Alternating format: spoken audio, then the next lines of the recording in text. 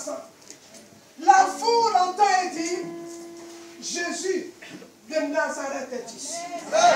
Jésus de Nazareth est à Bethesda, bien-aimé. Alléluia. Alléluia. Mon message ce matin, c'est quel est ce passant? Quel est ce passant? Il y a 2015 ans, il est passé sur cette terre. Il y a passant et passant, bien aimé. Alléluia. Il y a passant et il y a passant. Mais nous allons rentrer dans la parole de Dieu. Nous allons lire son entrée triomphale à Jérusalem. Mais je ne vais pas prêcher là-dessus. Je vais te parler de ce passant extraordinaire. Je vais te parler de ce passant.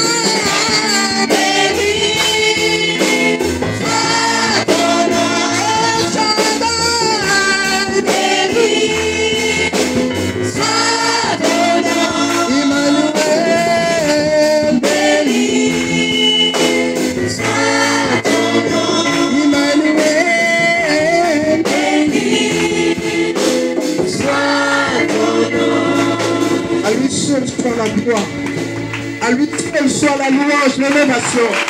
À lui seul soit la magnificence. À lui seul soit l'exaltation. À lui seul soit la célébration. À lui seul, à lui seul, à lui seul. Soit la louange.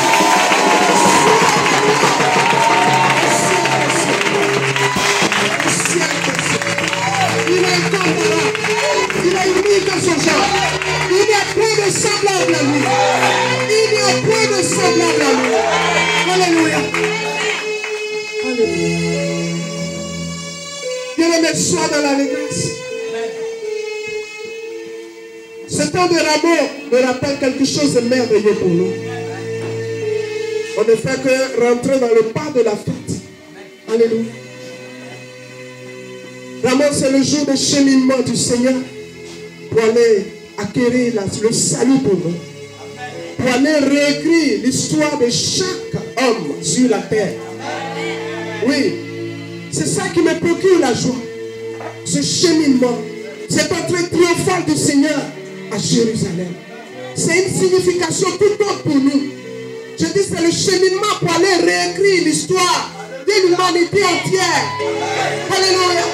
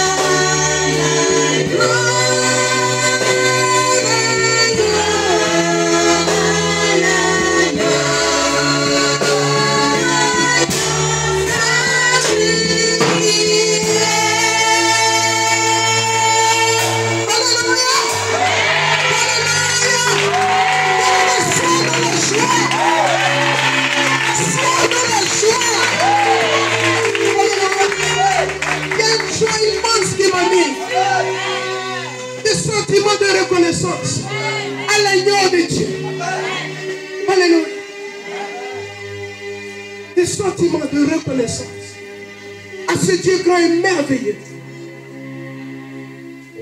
à ce Dieu plein d'amour pour l'humanité entière. Seul le Créateur connaît la valeur de ce qu'il a créé. Et c'est pourquoi lorsque l'ennemi est en train de jouer avec cette créature, qui n'est rien d'autre que le Fils de Dieu, la fille de Dieu que tu es, que je suis, le déluge ne l'a pas dérangé.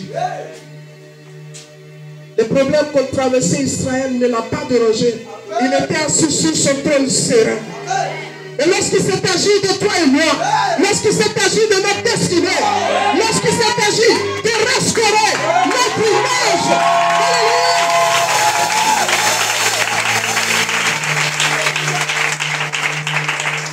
il a élevé sa robe royale. Amen. Il s'est dépouillé de sa gloire.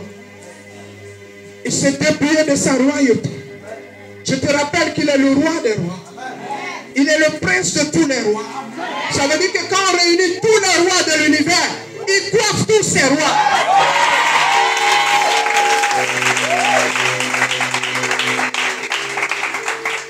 C'est comme une mère, un père, dont on bafoue l'enfant. À un moment donné, le père ou la mère est touché dans son amour propre et il vient défendre son enfant.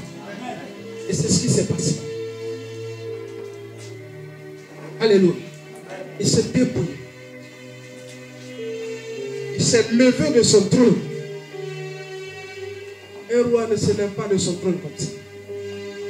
Il a quitté son trône pour un temps pour venir voir ce qui se passe sur la terre. Pourquoi ces enfants sont déshérités de la gloire dont il les a couverts, sont déshérités de la domination et de l'autorité qu'il leur a donnée en Adam. Alléluia.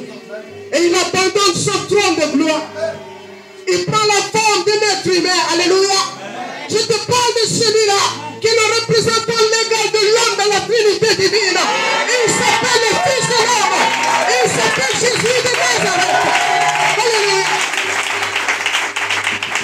La gloire à ce Dieu merveilleux. Ce Dieu plein d'amour. Bien-aimé, il est descendu. La Bible dit qu'il est venu comme un simple homme. Il ne ressemblait à rien du tout. Et ce matin, je voudrais que tu rentres dans la parole avec moi pour que je te parle de ce passant. Il est venu comme un simple homme. Alléluia. Il n'est pas venu de manière impressionnante. Et pour ça, tout dans sa vraie nature est plus qu'impressionnante. Dieu dans sa gloire, personne ne peut tenir devant lui. Jean a été ravi en esprit. Et tous ceux qui ont fait l'expérience de le croire, ils sont toujours tombés au pied de ce roi. Jean est tombé, il était tremblant, lisez l'Apocalypse, Apocalypse chapitre 1 seul. Il a fallu que ce passant le touche pour qu'il se tienne sur ses pas. Ce matin, il m'a fait trembler tout à l'heure. Quand sa gloire rentrait, moi je vacillais. Alléluia. Je te parle de ce passant extraordinaire. J'ai dit je vacillais là, j'ai dit je vacillais. Alléluia. Il y a passant et puis il y a passant. Il y a passant et puis il y a passant. Et ce matin, je vais te parler de ce passant. Il est descendu de son trône. Il est venu. La bataille qu'il devait mener, il a mené. Il a gagné la bataille pour toi et moi. Il était aux prises avec l'assaillant qui n'est rien d'autre que Satan. Il l'a vaincu proprement, bien aimé, je vais te dire ça. Et si tu rentres dans ton humanité nouvelle, qui est la nature divine, bien aimé, sous ce manteau de la nouvelle nature, l'ennemi ne peut pas faire quelque chose. C'est parce que nous, dans du Nord, nous sommes dans la chair, nous sommes spirituels par moment, qu'on a assez de problèmes. Quand vous prenez un homme spirituel qui est là dans le physique, tout ce qui se passe là, ça ne lui dit rien. Parce que ce qu'il voit dans le spirituel là est nettement grand et meilleur, ça fait que ce qui est autour de lui ne l'impressionne pas du tout. Et si nous rentrons dans notre nature divine, le diable a des problèmes. C'est pour ça qu'il nous mène la guerre, pour que nous ne puissions pas marcher selon l'esprit. Alléluia. Bien-aimé, tu vas prendre ta Bible. Tu vas prendre ta Bible, nous allons lire. Nous allons faire la lecture dans le livre de Luc. Les 4 évangiles parlent de l'entrée triomphale de Jésus à Jérusalem. On va lire cette entrée-là en Luc 19, le verset 29 au verset 39. Le verset 29 au verset 39. Et ensuite, nous allons lire Luc 7. Mais on va d'abord en Luc 19. Luc 19, je vais demander au frère Apollinaire ou bien au prophète de faire la lecture. Luc 19, à partir du verset 29. Lorsqu'il approcha de Bethphagée et de Béthanie, vers la montagne appelée montagne des Oliviers, Jésus envoya 2 de ses disciples, en disant, allez au village qui est en face. Quand vous y serez entrés, vous trouverez un ânon attaché, sur lequel aucun homme ne s'est jamais assis. Détachez-le et amenez-le. Si quelqu'un vous demande, pourquoi le détachez-vous? Vous lui répondrez, le Seigneur en a besoin. Amen. Ceux qui étaient envoyés allèrent et trouvaient les choses comme Jésus leur avait dit. Comme ils détachaient l'ânon, ses maîtres leur dirent, pourquoi détachez-vous l'ânon? Ils répondirent, le Seigneur en a besoin. Et ils amenèrent à Jésus l'ânon, sur lequel ils jetèrent leurs vêtements et firent monter Jésus. Quand il fut en marche, les gens étendirent leurs vêtements sur le chemin. Et lorsque déjà il approchait de Jérusalem, vers la descente de la montagne des Oliviers, toute la multitude des disciples saisis de joie se mit à louer Dieu à haute voix pour tous les miracles qu'ils avaient vus. Ils disaient, béni soit le roi qui vient au nom du Seigneur, paix dans le ciel et gloire dans les lieux très hauts. Amen. Le 39. Oui, Verset 39. Quelques pharisiens du milieu de la foule dirent à Jésus, Maître, reprends tes disciples. Et il répondit, je vous le dis, s'ils se taisent, les pierres crieront. Amen. Oui, les pierres crieront. Ça continue chez toi? Oui, le verset 40, c'est bon. Merci bien. Le verset 40. On va lire Luc 7, du verset 1 au verset 17. Luc 7, du verset 1 au verset 17. Luc 7, à partir du verset 1. Après avoir achevé tous ses discours devant le peuple qui l'écoutait, Jésus entra dans Capernaum. Un centenier avait un serviteur auquel il était très attaché et qui se trouvait malade, sur le point de mourir. Ayant entendu parler de Jésus, il lui envoya quelques anciens des Juifs pour le prier de venir guérir son serviteur. Ils arrivaient auprès de Jésus et lui adressaient d'intenses supplications, disant, il mérite que tu lui accordes cela, car il aime notre nation et c'est lui qui a bâti notre synagogue. Jésus étant allé avec eux, il n'était guère éloigné de la maison. Quand le centenier envoya des amis pour lui dire, Seigneur, ne prends pas tant de peine, car je ne suis pas digne que tu entres sous mon toit. C'est aussi pour cela que je ne me suis pas cru digne d'aller en personne vers toi. Mais dis un mot et mon serviteur sera guéri. Amen. Oui, non, tu continues. Je dis jusqu'au verset 17. Car moi qui suis soumis à des supérieurs, j'ai des soldats sous mes ordres. Et je dis à l'un, va, et il va. À l'autre, viens, et il vient. Et à mon serviteur, fais cela, et il le fait. Lorsque Jésus entendit ces paroles, il admira le centenier et se tourna vers la foule qui le suivait. Il dit, je vous le dis, même en Israël, je n'ai pas trouvé une aussi grande foi. De retour à la maison, les gens envoyés par le centenier trouvèrent guéri le serviteur qui avait été malade. Le jour suivant, Jésus alla dans une ville appelée Naïm. Ses disciples et une grande foule faisaient route avec lui. Lorsqu'il fut près de la porte de la ville, voici, on portait en terre un mort, fils unique de sa mère, qui était veuve. Et il y avait avec elle beaucoup de gens de la ville. Le Seigneur, l'ayant vue, fut ému de compassion pour elle, et lui dit, ne pleure pas. Il s'approcha et toucha le cercueil. Ceux qui le portaient s'arrêtèrent. Il dit, jeune homme, je te le dis, lève-toi. Et le mort s'assit et se mit à parler. Jésus le rendit à sa mère. Tous furent saisis de crainte et ils glorifiaient Dieu, disant, un grand prophète apparut parmi nous et Dieu a visité son peuple. Amen. Cette parole sur Jésus se répandit dans toute la Judée et dans tout le pays d'alentour. Amen. Un saint Dieu visitant la terre, la foule répond par les cris, Jésus de Nazareth est ici. Amen. Ce matin, je dis que mon thème, c'est quel est ce passant. Mais je voudrais juste commenter légèrement l'entrée triomphale de Jésus à Jérusalem. Nous pouvons trouver cette entrée décrite dans les différents types d'évangiles, dans les 4 évangiles, et Jean, Matthieu et Luc. Nous pouvons trouver ça dedans. Et je voudrais faire un petit commentaire ici pour dire que Jésus est venu, il a passé du temps à faire du bien aux gens, à prier pour les gens, à faire de bonnes œuvres, à proclamer l'évangile, et au temps marqué pour accomplir la mission suprême pour laquelle il est venu sur la terre, à savoir le mourir à la croix pour sauver les hommes. Jésus va donc demander à quelques-uns de ses disciples d'aller dans un village, à tel endroit, prendre un anneau et l'amener. Si on demande, comme on vient de le lire, il faut qu'ils disent que c'est le maître qui en a besoin. Bien aimé, c'est quand même bizarre. Hein? Moi, j'ai mon animal. Et puis 2 personnes viennent, ils viennent détacher l'animal sans mon autorisation.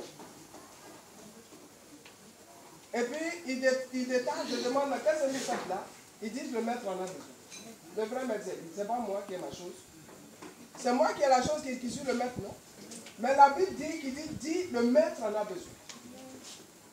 Et quand vous allez partir, les choses vont se passer comme je vous le dis. Bien aimé, il y a maître et puis il y a maître. Amen. Le véritable propriétaire, c'est Jésus de Nazareth. Amen.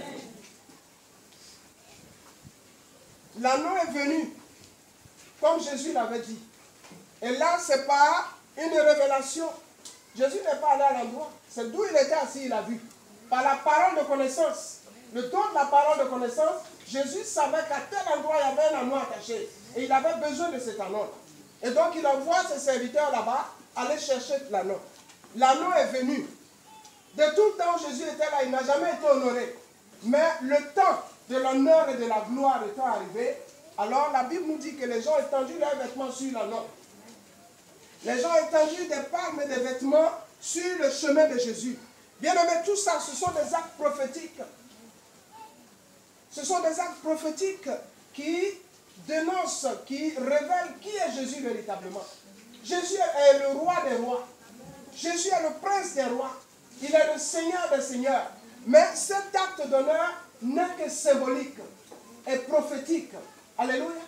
Et là, que les gens veuillent ou pas, en tout cas, le temps marqué étant arrivé, ce qui devait être fait a été fait. Bien aimé, je vais te rappeler que cet anneau-là, c'est toi et moi. Jésus est monté sur l'anneau. Et la Bible nous dit qu'on a mis des palmes, on a mis des vêtements. C'est qui marchait sur les vêtements? C'est Jésus, bien c'est l'anneau. Alléluia. C'est qui? C'est l'anneau. Quand le maître en toi est glorifié, toi-même tu es glorifié. Amen. Amen. L'anneau c'est toi. Quand Jésus est en moi, là, je suis l'anneau, tu es l'anneau. Amen. Il dit un anneau sur lequel personne n'est jamais monté. La Bible nous dit en 2 Corinthiens 5, verset 17, si quelqu'un est en Christ, il est une nouvelle créature. Alléluia. Est-ce que tu comprends ce que je dis? Une nouvelle créature sur laquelle personne n'est monté, si ce n'est le roi de gloire, lui seul, qui a le droit de monter sur cet anneau-là. L'anneau est rentré à Jérusalem avec le prince de paix, sur cet anneau. Amen. Je suis sûr que tous les anneaux qui regardaient la scène deviennent envieux cet anneau spécial sur qui Jésus était assis. Amen. Il évolue bien là. On a mis des pagnes sur lui. C'est pas sur Jésus on a mis des pagnes sur la. Bien-aimé, je te répète que quand Jésus est glorifié dans ta vie, toi-même tu reçois cet honneur. Amen. Tu reçois cette gloire. Amen. Pendant que je parle, il me donne l'image de Blessing.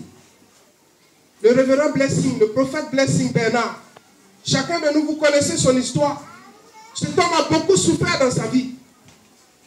Il a beaucoup souffert dans sa vie.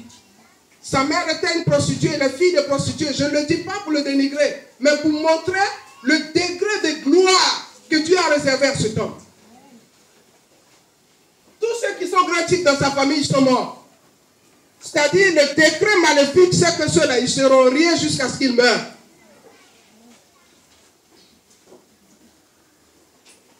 Bien-aimé, il n'a jamais dormi dans une maison.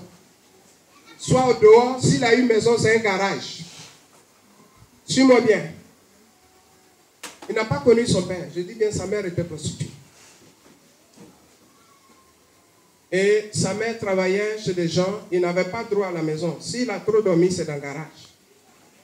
Beaucoup connaissent l'histoire de Blessing. Blessing n'a jamais porté chaussures jusqu'à l'université. Étant étudiant, mais il partait à l'école à pied. Beaucoup connaissent son histoire ici. Cherchez son CD, écoutez l'histoire. Savon, parfum, il ne connaît pas. Lui-même, il parle et puis il dit qu'il sentait mauvais. Alléluia. Non, je le dis pour que te montrer le degré de gloire. Quand il va devenir l'anneau de Dieu, ce que Dieu va faire avec lui, c'est ce que je vais t'amener à comprendre. Il dit qu'il était étudiant. Aujourd'hui, est-ce qu'un étudiant peut aller au cours pieds nus? Ils sont les mieux habillés que les travailleurs. Tu sais comprendre faire leur costume là seulement, c'est problème. Ça brille comme ça, on dirait comme il brillant. Amen. Voilà veste. Ensuite la chemise, cravate et puis les pointinini. Blessing était étudiant. Il n'avait pas de chaussures au pied. C'est-à-dire de toute sa vie, là, il a marché pieds nus quand il était étudiant. Il était dans une ville, je ne sais pas si c'est à Dakar a dit qu'il était, et pour aller à Accra, c'est-à-dire tellement il était fatigué, c'est en bas d'un camion, il dormait, puis le camion là est parti quand il est rentré à Accra. C'est comme ça qu'il est arrivé à Accra. Souvent quand les gens rendent témoignage de leur vie là, ne jouez pas avec ça. Il n'a jamais connu l'amour. Il a passé toute sa vie en pleurs.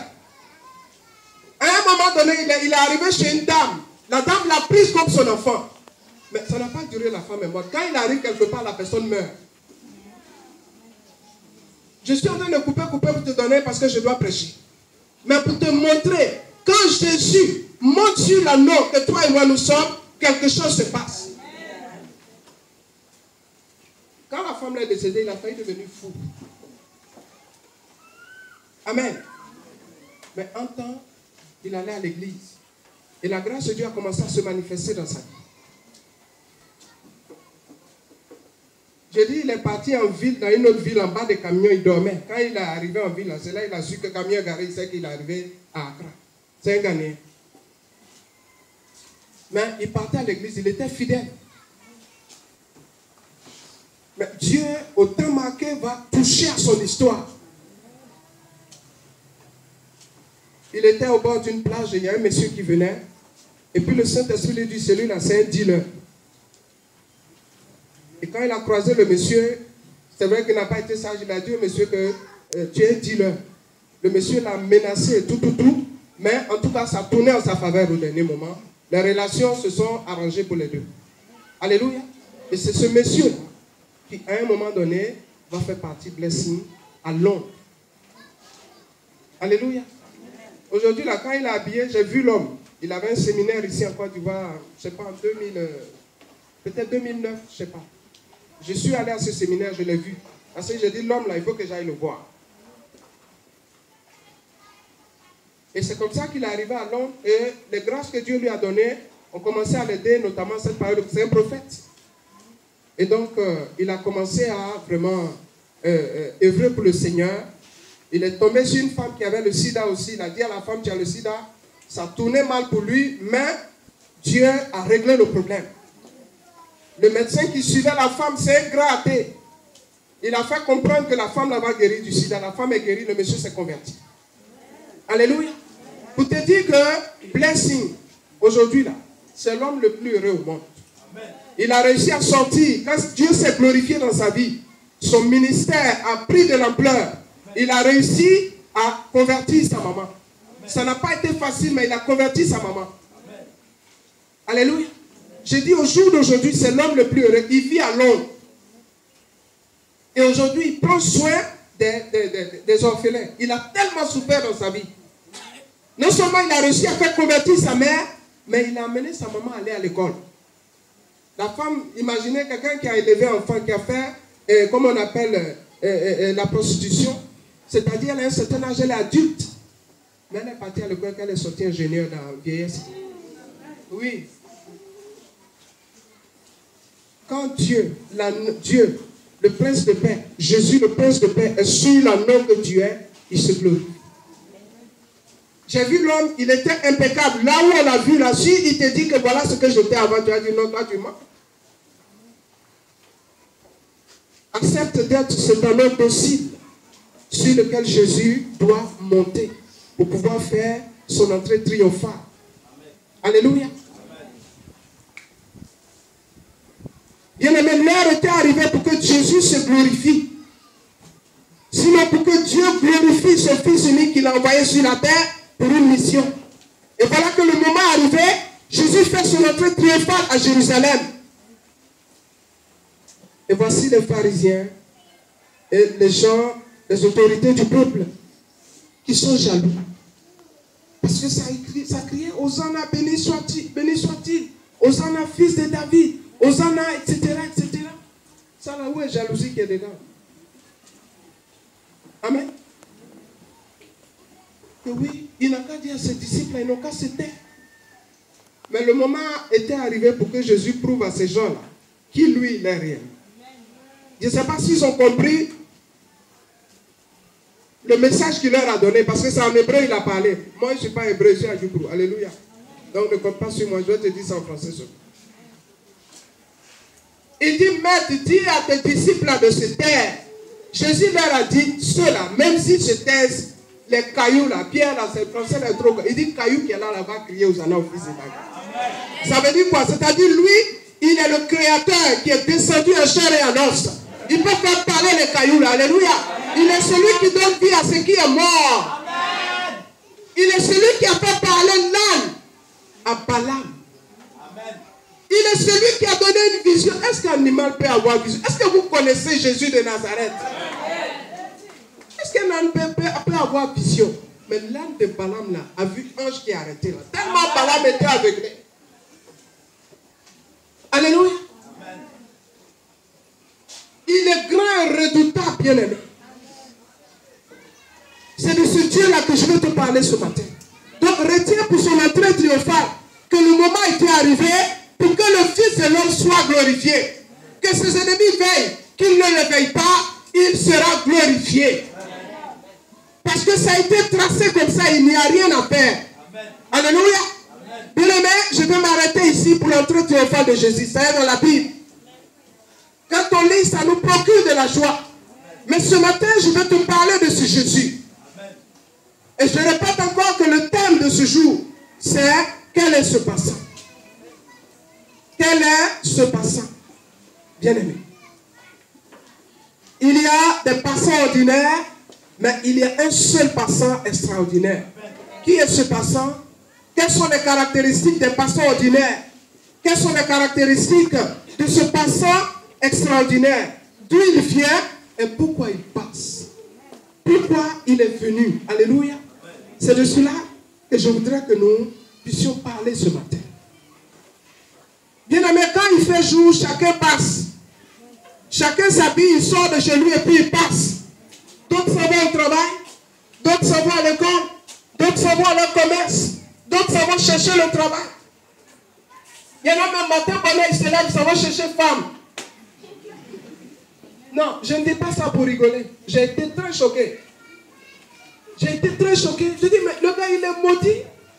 Matin, pendant les gens sont... Lui, pour aller au travail. Il est assis à côté de la dame. Ça va? Je ne sais pas avoir votre numéro. Il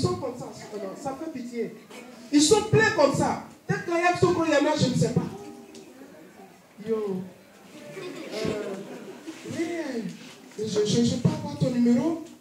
Je vais t'appeler matin bonheur à 7 heures. Les gens sont tous en train de voir comment ils vont aller pour avoir quelque chose. Voilà ça. Ça, c'est le coco là. Voilà, c'est ça, lui, matin, là, il a. Et puis,